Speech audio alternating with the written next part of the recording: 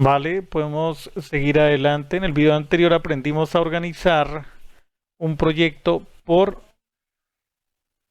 módulos. En el módulo Model colocamos el modelo Item Model. Ok, entonces sigamos adelante. Ahora ubiquémonos aquí. Acá nos indican de cómo probar la documentación interactiva, eso ya lo sabemos hacer, dónde presionar para ejecutar una consulta, etcétera. Ok, esta es la otra documentación, la redoc. Aquí está, voy a maximizar esto, ¿vale? Ahí se muestra, está calcular, update item. Esto ya lo sabemos utilizar. Ok, cerramos ahí, seguimos adelante. Este es una recapitulación, está bien dicho eso, es básicamente un resumen. Eh, un resumen dice, en resumen, podemos declarar los parámetros, el cuerpo de una solicitud como parámetros de una función, tal cual como ocurrió, por ejemplo, aquí en la función put, en update item. Este es el método put, pero la función que responde a ese método es update item. Los datos que se reciben están dados como elementos de datos que llegan como consulta y también se podrían entregar como respuesta. Aquí básicamente el contenido se recibe como un JSON y se responde en la misma medida, como un objeto JSON. Básicamente utilizamos los tipos de datos que ofrece Python para crear estas APIs, para que sean homogéneos, o sea, el conocimiento que ya tenemos de Python lo podamos integrar para aprender Fast API, este framework web. Básicamente lo que nos dicen aquí, no tenemos que aprender una nueva sintaxis, los métodos o las clases de una librería específica, etcétera. Ya con lo que sabemos de Python y otras, digamos, habilidades que hayamos aprendido de otros proyectos o de otros tipos de aplicaciones, son, digamos, útiles a la hora de aprender Fast API. ¿Listo? Así es la forma en que declaramos una variable como parámetro e indicamos el tipo de dato. Esto le da información a la especificación. Por ejemplo, en Swagger, en esta documentación interactiva, los tipos de datos, por ejemplo, a la hora de utilizar la función calcular, aquí dice que es de tipo number, el parámetro, operando 1, operando 2, esos parámetros de tipo consulta, ambos son numéricos. ¿Por qué son numéricos? Porque nosotros en el encabezado, perdón, aquí en el encabezado lo especificamos, así quedó. Entonces, internamente se hace esa detección, esa lectura y la documentación de la API se genera. Es así de práctico. Ok. Y para esto ocurre, digamos, para los tipos de datos primitivos, los fundamentales, como las cadenas de caracteres, los enteros, los de punto flotante, las variables lógicas, verdadero, falso, true, false, etcétera. Pero también para modelos complejos se pueden especificar parámetros. Fast API hace, digamos, esa especie de traducción. Tenemos JSON con ciertas llaves. A ver si lo dibujamos así. Em, Voy a centrarme aquí en esta clase. Nosotros sabemos que a partir de esta clase podemos generar un JSON. Entonces sería nombre, name, dejemos así en inglés. Digamos, voy a colocar aquí John. Luego tendríamos price. Bueno, son No es un nombre de una persona, me estaba olvidando de la especificación.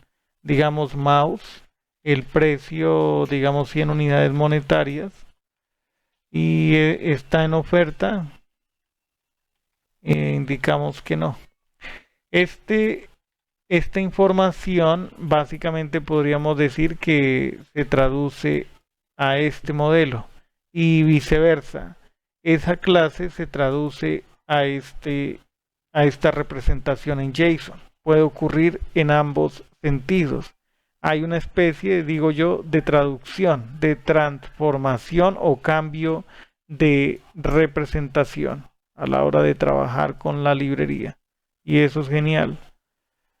Ok, vale. Entonces, ¿qué más encontramos en el recap, en el resumen? A ver, bajemos un poco, ubiquémonos aquí. Ya vimos que en el editor tenemos autocompletado, se comprueba los tipos de datos, se hacen validaciones y automáticamente al indicar, a ver, al indicar el parámetro, digamos, voy a probar el método calcular. ¿Qué pasa si indicamos, por ejemplo, ABC123, execute? Ahí ya me da error, porque él espera que eso sea un número. Si escribo 0.5a, también. O sea, hemos escrito una especificación. Ahí obtenemos el valor. 123 más 0.5 a 123.5. Listo. Y también aquí dice que se hacen validaciones para objetos anidados. Más adelante trabajaremos con ese caso. Conversión de datos de entrada. Datos que vienen de la red se convierten a Python y los tipos de datos correspondientes. Entonces se leen datos desde contenido JSON, parámetros de ruta, parámetros de consulta, los cookies y headers. Eso lo iremos aprendiendo a medida que avancemos. Y también ocurre, digamos, el proceso contrario, lo que decía hace un momento, de convertir de JSON a los modelos de Python y de los modelos de Python a JSON. Entonces, ya digamos está ese mapeo. Podemos convertir los tipos de datos de Python a JSON. También las fechas, los objetos que generan un identificador unívoco, los modelos de base de datos y entre otros más. O sea que el soporte es amplio, es bastante amplio. Y otra de las características relevantes que hemos visto hasta ahora es la documentación interactiva para la API a través de Swagger. Listo, está Swagger UI y Redux. UI es de User Interface. Vale.